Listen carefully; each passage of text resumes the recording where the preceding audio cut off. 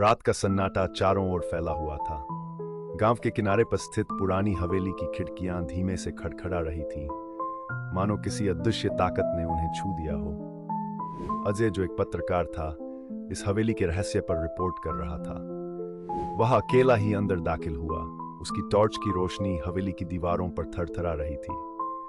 दीवारों पर उकेरे गए पुराने चित्रों की आंखें उसे घूर रही थी, जैसे वे उसे रोकने की कोशिश कर रही हों। जैसे ही वह सीढ़ियां चढ़ने लगा, उसे महसूस हुआ कि कोई उसके पीछे है।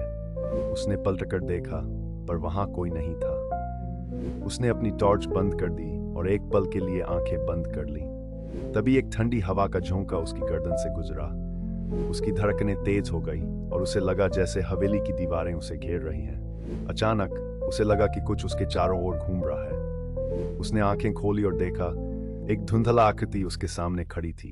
वह स्थिर खड़ा रहा। उस आकृति की आंखें लाल और खून से सनी हुई थीं। वह आकृति धीरे धीरे आगे बढ़ने लगी। अजय ने डर से चीखने की कोशिश की, पर कोई आवाज नहीं निकली।